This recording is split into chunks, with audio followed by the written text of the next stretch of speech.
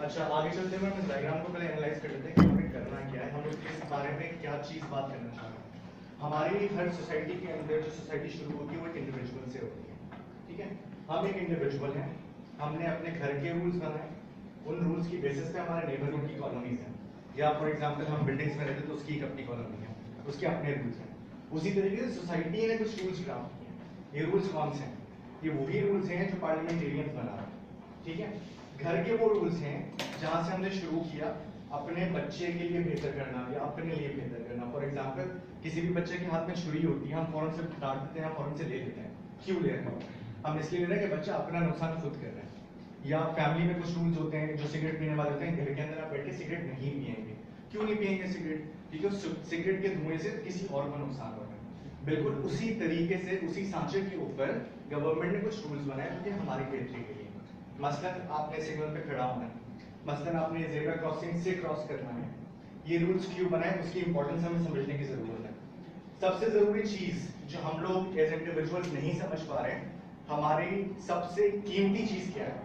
वो हमारी अपनी जान है। अगर हम अपनी जान को कॉम्प्रोमाइज करते हैं, रोड गलत जगह से क्रॉस कर रहे हैं, अल्लाह न करे एक्सीडेंट हो गया और मर गए, या हमने किसी और बंदे को मार दिया, उसके कॉन्सिक्वेंसेस क्या होंगे? हमारे घर वाले अपने, उनको शायद क्या पता वो हम सब पे डिपेंडेंट हो, हम उनके अलावा हमारे मेरे अलावा उनके पास शायद कोई बंदा ही ना हो। फॉर एग्जाम्पल काशिफ साहब बैठे हैं, काशिफ साहब ने गलती से मुझे मार दिया, मैं हॉस्पिटलाइज हो गया, ठीक है। मेरे घर वाले तो कहीं के कहीं ही रहे ना, फिर उनको खाने का मसला हो गया, पीने का मसला हो गया। बिल्कुल उसी तरीके से वो ओनरशिप जो मैं अपने बच्चे के लिए, अपनी बीवी के लिए, अपने माँ बाप के लिए रखता हूँ, वही ओनरशिप मुझे अपनी सोसाइटी के लिए लेके आनी है। ओनरशिप क्या है? सिग्नल बंद है, मुझे खड़े हो जाना है, सही है, आगे पीछे ट्रैफिक नहीं है। अक्सर और बेशतर जो स्टैटिस्टिक्स हैं गूगल के ऊपर वो यही बताते हैं एक्सीडेंट आपकी अपनी गलती से होता है। वो गलती क्या है? मैंने अपनी आंखें बंद की घोड़े की तरह, बस मैं सीधे उसमें देख रहा हूँ और आगे पीछे जो ट्रैफिक आ रहा है मैं उसको देख नहीं रहा। बाइक वाले आपके अंदर अगर गाड़ी में घुस रहे हैं, बाइक वाले की अपनी गलती है।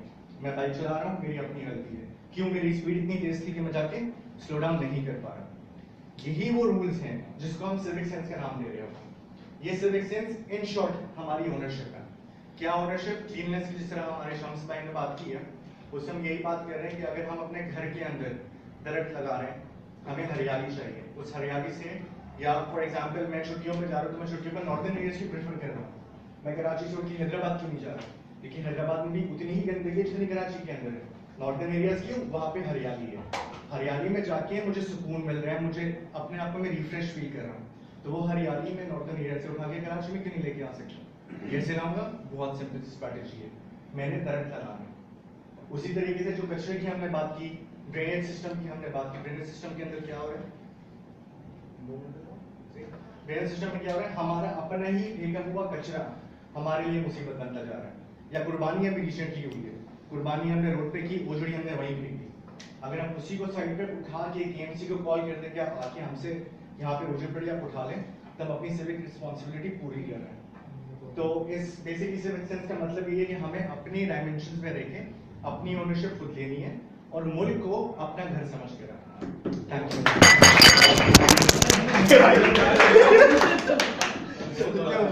यू।